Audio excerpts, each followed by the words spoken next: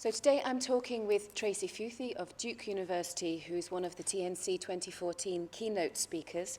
And Tracy, you've been talking about the future of the global university. Perhaps you can start by explaining what you mean by that term. Sure.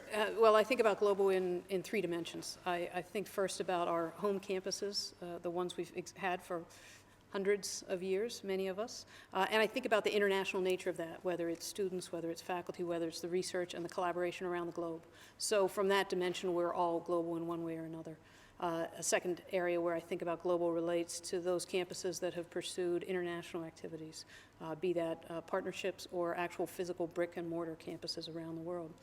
And then the third dimension is really the online campus, whether that's through the use of MOOCs or distance education, faculty fly in and fly out to teach. All those programs make us all international and global in one way or another, even if a university doesn't have a single physical site beyond their own home campus.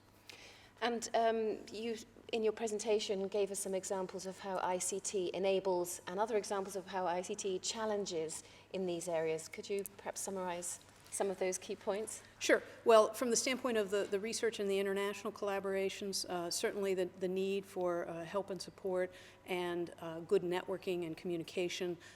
When we have communications across the globe, we sometimes find that the latency of those can create problems and make it impossible for us to do video conferencing or other things that would be simple to do across our own country.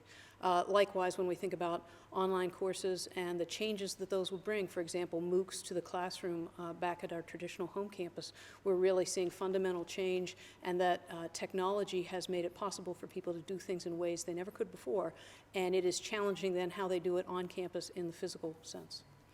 Okay, and in what ways then would you like to see national research and education networking organizations, the NRENs, actually help support the universities? I would like them to help us in every way they can.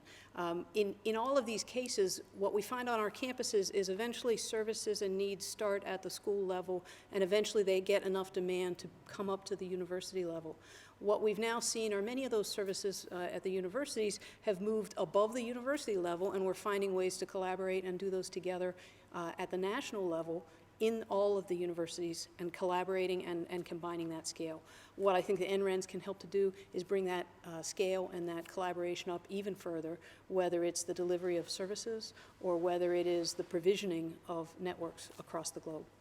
And you talked about how the universities are changing and need to change, but also, therefore, how the NRENs need to change. In what ways, then, would you say that the NRENs need to change? I think the NRENs have already brought us a lot of collaboration.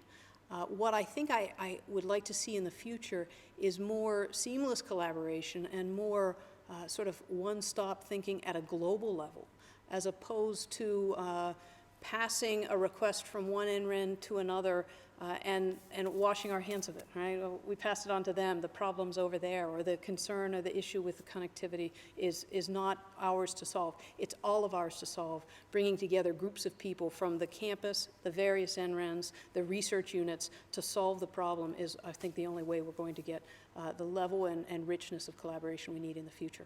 And can you suggest maybe one or two specific priorities or ways in which these things can be tackled? Yeah, I would say communication, conversation, and moving beyond specific service requests, moving into a world where people are collaborating on a day-to-day basis. Technology helps us do that a lot. We created a large telepresence classroom on our campus with people who had never set foot on our campus because we were able to use telepresence and video collaboration and move beyond the specific service requests that we were making into a conversation that we were able to have mediated by technology. Okay, well, it sounds like there's plenty of food for thought on both sides there. So thank you very much. Thank you.